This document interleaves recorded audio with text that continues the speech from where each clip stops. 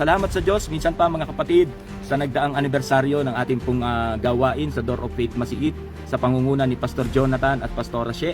Isang matagumpay na gawain ang ating pong naranasan. Purihin ng Panginoon at nakita natin yung mensahe ng Diyos na dinala po sa atin ng ating naging tagapagsalita si Pastor Reniel Tarabuak.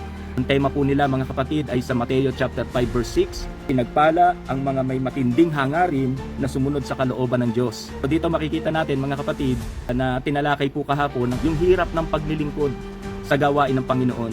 At ito ay idinerive niya doon po sa mga naunang mga Kristiyano, sa mga naunang karakter sa Bible na nagpatuloy na kahit mahirap ang sitwasyon, nagpapatuloy sa paglilingkod sa Panginoon. So merong matinding hangarin na sumunod sa Panginoon.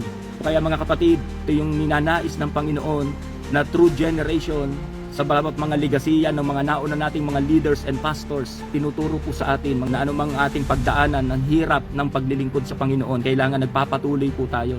Kailangan merong matinding passion, may matinding hangarin na sumunod sa kalooban ng Panginoon. Na kahit nahihirapan, nagpapatuloy. Kakalungkot ngayon mga kapatid, marami ng mga manggagawa, wala lang pamasahe, hindi na gumagawa sa Panginoon. Hindi lang nabibigyan ng allowance sa church, hindi na nagpapatuloy. So kaya mga kapatid, hindi ganito yung nais ng Panginoon. Kundi tayo mga kapatid ay magkaroon ng matinding hangarin talaga na sumunod sa Panginoon, na kahit walang pera, nagpapatuloy ang gawain ng Panginoon, na kahit may sakit at karamdaman, kahit hila-hila na ang paa, nagpapatuloy pa rin para sa gawain ng Panginoon. Yung mga naunang mga Kristiyano nga, nilalagarin ng buhay, sinusunog ng buhay, pinapakain sa leon, pero nagpapatuloy sa gawain ng Panginoon, ano man ang kalagayan.